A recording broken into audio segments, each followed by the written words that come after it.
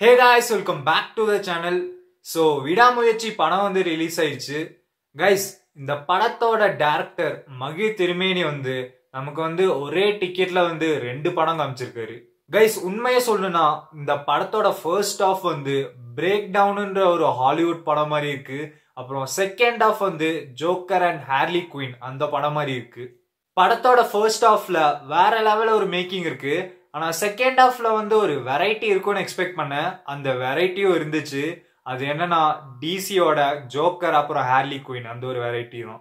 தல அஜித் வந்து as a real life கேரக்டரா as a ரேசரா இதெல்லாமே நமக்கு ரொம்ப பிடிக்கும். ஆனா இந்த படத்துல ஆஸ் அ ஆக்டரா இந்த படத்துல வந்து கொஞ்சம் லேக் ஆன மாதிரி தான் எனக்கு தோணுது. கைஸ், இந்த படத்துல எமோஷனல் சீன்ஸ்லாம் அஜித்னால அவ்வளோக்கு பண்ண முடியலன்னு நினைக்கிறேன். செகண்ட் ஹாஃப் தான் கைஸ் டல்லா இருக்கு. ஆக்சுவலி செகண்ட் ஹாஃப்ல வந்து அந்த ஒரு மேக்கிங்னாலையும் அப்புறம் வந்து அனிரோத்தோட மியூசிக்னாலையும் வந்து அந்த ஒரு லேகை காப்பாற்ற முடியலன்னு தான் சொல்லணும். உங்களுக்கு இந்த படம் வந்து வேற லெவல்ல இருக்கலாம், ஆனா எனக்கு அப்படி இல்லை. தல அஜித் அவரை ஒருத்தர்னால மட்டும்தான் இந்த ஒரு படம் கம்பீரமா இருக்குன்னு சொல்லணும். ஃபர்ஸ்ட் ஹாஃப் வந்து படம் பயங்கரமா இருக்கு கைஸ், ஆனா செகண்ட் ஹாஃப்ல தான் இந்த ஒரு படம் கையை விட்டு போயிடுச்சு. ஆஸ் அன் ஆக்டரா அஜித்னால இந்த படத்துல அவ்வளோக்கு பெர்ஃபார்ம் பண்ண முடியாத மாதிரி தான் எனக்கு தோணுது. கைஸ், நான் படத்தை பத்தி நெகட்டிவா சொல்லல.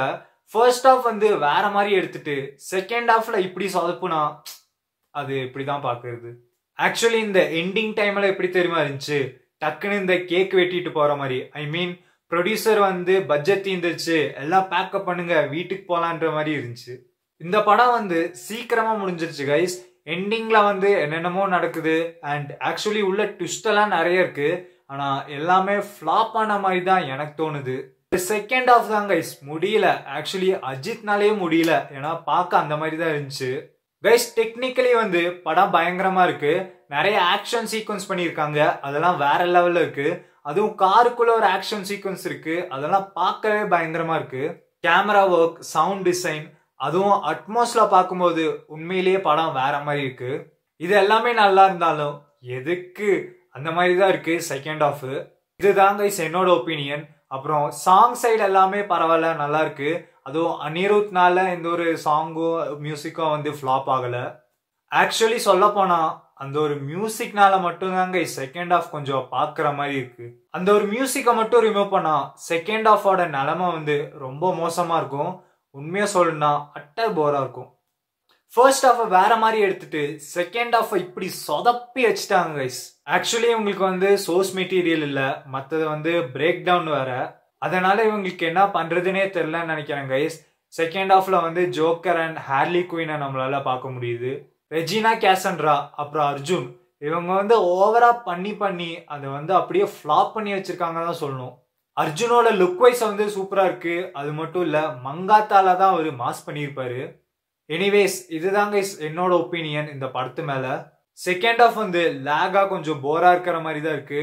ஓப்பனா சொல்லணும்னா செகண்ட் ஹாஃப் வந்து அவ்வளோக்கு நல்லாவே இல்லை. ஆக்சுவலி இந்த படம் வந்து ஸ்டைலிஷ் பாம், செகண்ட் ஹாஃப் வந்து ஸ்டைலிஷா எடுத்து வச்சிருக்கிற ஒரு பாம், அப்புறம் ஸ்டைலிஷா எடுத்து வச்சிருக்கிற ஒரு என்கேஜிங்கான ஒரு ஃபர்ஸ்ட் ஹாஃப். கைஸ், நான் படத்தை பார்க்கும்போது எனக்கு என்ன தோணுதுன்னா இந்த எமோஷனல் சீன்ஸ்லாம் அஜித்துக்கு செட்டே ஆகல. படத்தோட ஃபர்ஸ்ட் ஹாஃப் வந்து லைக் ஆயிடுச்சு, ஆனா செகண்ட் ஹாஃபை பார்த்தோன்னா அப்படியே கொஞ்சம் டல் ஆயிடுச்சு. ஸோ கைஸ், ஒரு மூவி லவரா என்னோட ரிவ்யூ வந்து நான் சொல்லியிருக்கேன். இந்த படத்தை வந்து என்டர்டெய்னிங்கா என்ஜாய் பண்ணி பாருங்க, அதுவும் ஃபேமிலியோட பாருங்க. அப்புறம் நீங்க நம்ம சேனலுக்கு மட்டும் புதுசா இருந்தீங்கன்னா வைங்க, லைக் பண்ணி சப்ஸ்கிரைப் பண்ணிருங்க, அது மட்டும் போதும். Stay tuned.